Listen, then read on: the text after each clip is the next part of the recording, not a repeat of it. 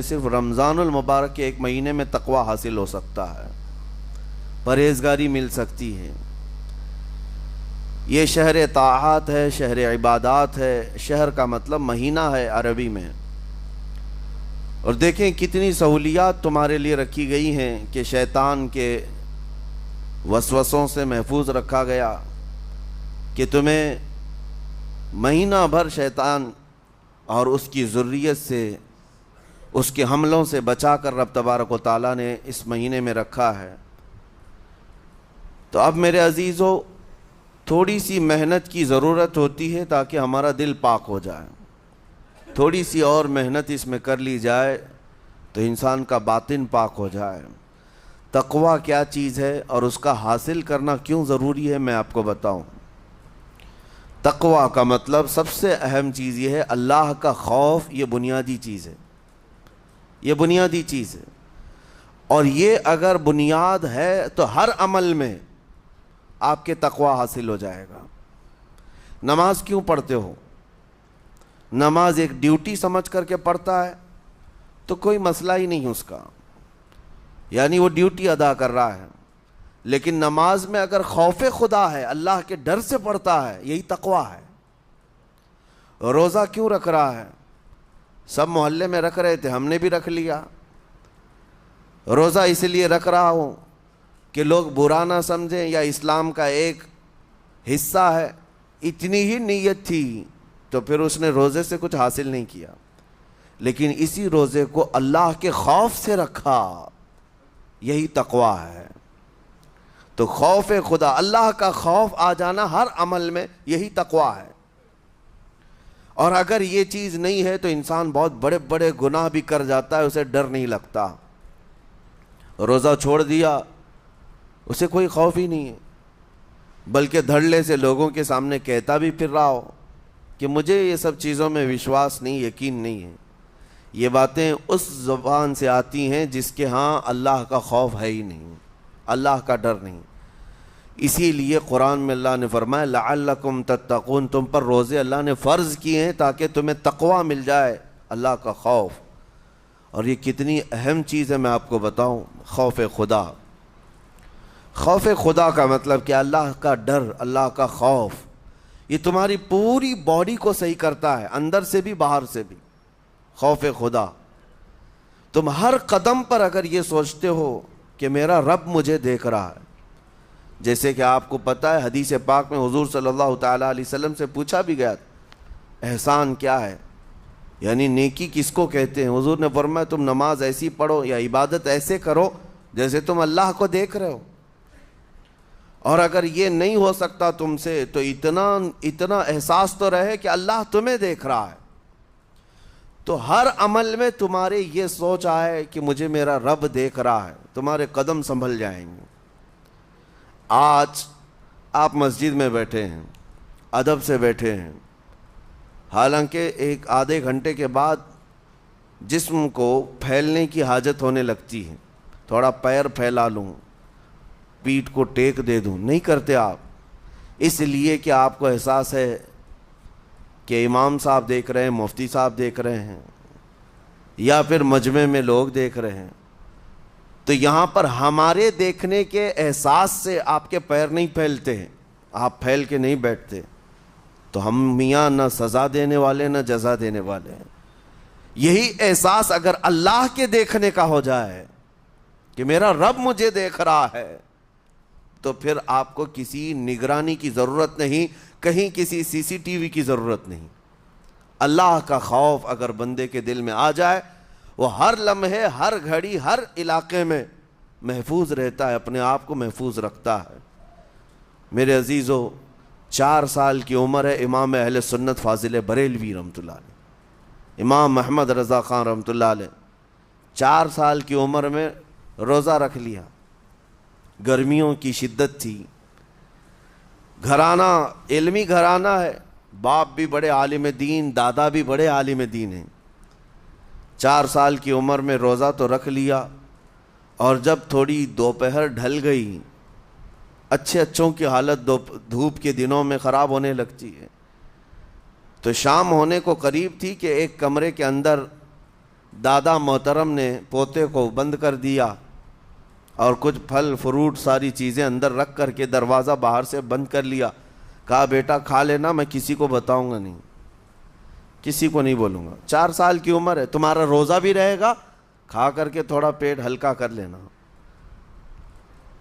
تو یہ دروازہ بند کر کے دادا محترم چلے گئے. کافی دیر کے بعد دروازہ کھلا تو وہ پھل فروٹ ویسے کے ویسے ہیں, بچہ ویسے ہی بیٹھا ہوا ہے. امام احمد رضا رحمۃ اللہ تعالی علیہ, 4 سال کی عمر کی بات کر رہا ہوں. دادا نے آ کر پوچھا بیٹا کھائے نہیں, دروازہ بند کر لیا تھا. تو 4 سال کی عمر میں مولانا امام احمد رضا کہنے لگے کھا تو لیتا لیکن ہر گھڑی میرا مولا تو دیکھ رہا ہے, جس کے لیے روزہ رکھا وہ تو دیکھ رہا ہے. یہ ہے تقویٰ, یہ ہے خوف خدا, کہ اگر یہ کسی کے دل میں بیٹھ جائے, اسے لوگوں کو دکھانے کی یا لوگوں کے اسے دیکھنے کی کوئی ضرورت ہی نہیں. میرے عزیزو, تقویٰ حاصل کرنے کا یہ اتنا بہترین راستہ ہے, اتنا بہترین راستہ ہے. آپ روزہ ہیں, کس کو پتہ ہے؟ میں روزہ ہوں, کس کو پتہ ہے؟ یہ راز ہے میرے اور اللہ کے درمیان. آپ روزہ ہیں, یہ راز ہے آپ کے اور اللہ کے درمیان. بہت سارے موقع آپ کے پاس ہیں دن بھر میں, فجر سے لے کر عصر تک. کئی مرتبہ وضو میں جانا پڑتا ہے, باضابطہ آپ کلی کر رہے ہیں, آدھا نگل جاتے, کس کو خبر ہے؟ یا کہیں چھپ کر کے کوئی ہلکی سی چیز چبا لیتے, کس کو خبر ہے؟ اس لیے کہ یہ اندرونی معاملہ ہے, راز ہے. آپ کھا رہے ہیں پی رہے ہیں یا نہیں کھا رہے ہیں نہیں پی رہے ہیں, یہ کوئی دوسرا نہیں کہہ سکتا. آپ کے اور آپ کے اللہ کے درمیان یہ راز ہے. اور آپ بچے ہوئے ہیں, حلق سوکھا ہے شام کے وقت میں, اور پیٹ بھی پیٹ سے لگنے آ جاتی ہے. کام کرنے والے جانتے ہیں کہ شام ہوتے ہی روزے کا اثر کس قدر ظاہر ہوتا ہے. کام کرنے والوں کو زیادہ اثر پڑتا ہے, اے سی میں سونے والوں کو روزہ کہاں پتہ چلتا ہے. لیکن اس وقت بھی وہ نہ پانی کا ایک قطرہ حلق میں ڈالنا چاہتا ہے, نہ کوئی چیز چھپ کر کے چبانا چاہتا ہے. مجھے بتاؤ میرے عزیزو, کیوں اپنے آپ پر یہ تکلیف اور اپنے آپ پر یہ زیادتی کر رہے ہو؟ آپ کو اندازہ ہوتا ہے یہ میں زیادتی نہیں کر رہا, نہ ہی اپنے آپ کو تکلیف میں ڈال رہا ہوں, یہ میرے رب کی رضا ہے, میں اسی پر قائم ہوں. اسی لیے فرمایا گیا کہ جب افطاری کا دسترخوان بچھتا ہے اور پہلے ہی آ کر کے لوگ بیٹھتے ہیں, اور یہ سنت بھی ہے, ایسے نہیں کہ بھاگتے بھاگتے آپ آئے, وقت ہوا کھجور لیے اور کھا گئے. افطاری کے وقت سے تھوڑی دیر پہلے بیٹھ جاؤ, تمہارے دسترخوان پر نعمتیں رکھی ہوئی ہیں, پھل بھی ہیں, میوہ جات بھی ہیں, کچھ کھانے پینے کی چیزیں بھی ہیں, ٹھنڈا شربت بھی ہے, دیکھتے ہوئے بیٹھے ہیں آپ, لیکن ہاتھ نہیں لگاتے ہیں. انتظار ہے وقت کا کہ ادھر سورج کے غروب ہونا ہے اور میری افطار ہونی ہے. اعلان سنتے ہیں, اذان سنتے ہیں, اس کے بعد آپ اٹھاتے ہیں, لیکن اتنی دیر تک آپ خاموش بیٹھے ہیں دسترخوان کے پاس, سارے لوگ دیکھتے رہتے. یہ وہ منظر ہے جس کو فرمایا گیا رب ذوالجلال بھی اپنے بندوں کو دیکھ رہا ہے, رب تبارک و تعالیٰ بھی دیکھ رہا ہے اپنے بندوں کو. اور سارے فرشتوں کو بلا کر میرا مولا اعلان فرماتا ہے, یہ میرے بندے ہیں, دیکھو یہ شام کا وقت ہے, ان کے حلق سوکھ چکے ہیں, ان کے پیٹ میں بھوک کی شدت ہے, اور ان کے سامنے اچھی نعمتیں پڑی ہوئی ہیں. اے فرشتوں دیکھو, میرے ان بندوں میں سے کوئی بھی ان نعمتوں کو ہاتھ نہیں لگاتا, یہ صرف اور صرف میرے لیے بھوکے اور پیاسے ہیں. اور فرشتوں سے اللہ فرماتا ہے تم گواہ ہو جاؤ, ان کی حلق تر ہونے سے پہلے ان کے لیے میں نے جنت لکھ دیا. اسی لیے حدیث پاک میں ہے, جب افطار کرتے میرے آقا صلی اللہ علیہ وسلم یوں ارشاد فرماتے, ذهب الظمأ وابتلت العروق وثبت الاجر انشاءاللہ. پیاس بجھ گئی, رگیں ٹھنڈی ہو گئی, اور اجر اللہ کے ہاں پکا ہو گیا. یہ حضور پاک ہر افطار میں عرض کرتے تھے. میں آپ کو یہ عرض کر رہا ہوں کہ یہ چھپی ہوئی چیز, اسی کا نام تقویٰ ہے. آپ صرف اور صرف بچے ہیں اللہ کے خوف سے. اب سنو حدیث پاک, قیامت کے دن حساب و کتاب ہوگا, اور جنت میں جانے کا پروانہ کچھ لوگوں کو مل جائے گا اور سب جنت کی طرف جا رہے ہوں گے۔ اس میں بہت سارے لوگ ہیں جو پل صراط پر چل کر کے جنت پہنچیں گے۔ اب جب کافی لوگ جنت کے دروازے پر پہنچیں گے، ایک جماعت ایسی ہوگی جو پورے راستے میں کہیں نظر نہیں آئی، جنت جانے کے راستے میں کہیں نظر نہیں آئی، لیکن جنت کے دروازے پر وہ پہلے سے موجود تھے، چلے تھے نہیں چلے تھے کسی نے دیکھا ہی نہیں۔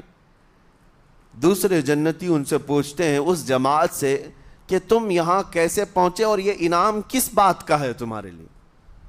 تو وہ جنتی کہتے ہیں ہمیں روزے داروں کی جماعت میں رکھا گیا، ہمارے روزے اللہ کو پسند آئے، اور آج رب تبارک و تعالیٰ کا حکم ہوا کہ ساری دنیا سے چھپ کر تم میرے لیے روزہ رکھتے تھے، دنیا کو پتا نہیں تھا تم بھوکے ہو پیاسے ہو، اور اے بندو آج سارے لوگوں کی نظروں سے چھپا کر میں تمہیں جنت پہنچاؤں گا۔ وہ ایک جماعت ایسی ہے جو راستے بھر چلتی ہوئی نظر تو نہیں آئی لیکن جنت میں پہنچ گئی، وہ روزے داروں کی ہے۔ آج یہ تقوی حاصل کرنے کا سب سے بہترین راستہ، اور تقوی کیوں ضروری ہے؟ اب آپ کے روزے سے کچھ حاصل ہوا نہیں ہوا آپ کو دیکھنا بھی ہے، یہ نہیں کہ کیلنڈر کی طرح گنتے جاؤ، 1 ہو گیا، 2 ہو گئے، 3 ہو گئے، ہوتے جائیں گے، یہ دن تو چلتے رہتے ہیں، گنتے گنتے 20 بھی ہو جائیں گے، 25 بھی ہو جائیں گے، 30 بھی ہو جائیں گے۔ روزے گننے کا حکم نہیں، اپنے آپ کو سرچ کرو پھر تھوڑی سی ورزش کرنے کے بعد بندہ ویٹ تول کر کے دیکھتا ہے کم ہوا گھٹا ہے کہ بڑا، ہر دن دیکھتا رہتا ہے۔ ہاں، ورزش کرنے کے بعد پھر ناپ کر کے دیکھتا ہے میرے جسم کا وزن کتنا گھٹا کتنا بڑا۔ ویٹ گین کرنے والے ویٹ لاس کرنے والے دونوں بھی برابر چیک کرتے رہتے ہیں۔ روزہ رکھنے کے بعد تمہیں خود کو بھی چیک کرنا چاہیے کہ میرے اندر اب تبدیلی آئی یا نہیں آئی۔ ایک روزہ رکھا اور پھر رات کو تراویح میں کھڑا ہوا، میرے اندر بدلاؤ کتنا ہے؟ کیا اب اللہ کی آیات قرآن کی سنتا ہوں، میرے آنکھوں سے آنسو آ جاتے ہیں؟ اگر آ گئے ہیں تو اس کا مطلب ہے کہ دل نرم ہو گیا، اس روزے نے اثر دکھانا شروع کیا، اور پھر ویسے کا ویسا ہے، تو اس کا مطلب ہے کہ آپ کے روزے سے آپ کو تقوی نہیں مل رہا ہے، آپ کو تقوی نہیں مل رہا۔ خوف خدا جب آتا ہے تو انسان کا دل موم ہو جاتا، نرم ہو جاتا ہے، اور اللہ کے عذابات سے، جہنم کے خوف سے، قبر کی سختیوں سے وہ رو پڑتا ہے، اس کی آنکھیں بہنے لگ جاتی ہیں، اور جب دل سخت ہوتا ہے پتھر کی طرح تو اسے نہ اللہ کی آیتیں رلاتی ہیں نہ آخرت کا تصور اسے ہلاتا ہے۔ اسی لیے قیامت کے دن کے بارے میں آپ کو بتاؤں، نبی پاک صلی اللہ تعالیٰ علیہ وسلم کی امت کی طرف جہنم کی آگ شعلے لپکاتے ہوئے بڑھتی آ رہی ہوگی بہت تیزی سے، قریب ہے کہ وہ جہنم کی آگ سب کو اپنے لپیٹ میں لے لیں۔ وہاں کھڑے ہوئے بہت سارے لوگ اپنے اپنے اعمال کا صدقہ پیش کرنے لگے، حاجی اپنے حج پیش کر رہے ہیں، نمازی اپنے نماز، روزے دار اپنے روزے، کہ اے جہنم ہماری یہ نیکیوں کا صدقہ رک جا۔ جہنم کی آگ بڑھتی چلی آئی، بڑھ رہی تھی۔ جبرائیل امین علیہ الصلاۃ والتسلیم حاضر ہوتے ہیں بارگاہ مصطفیٰ صلی اللہ علیہ وسلم میں، ایک پانی کا پیالہ انہوں نے پیش کیا اور کہا یا رسول اللہ صلی اللہ علیہ وسلم یہ پانی آپ اس آگ پر چھڑک دیں۔ نبی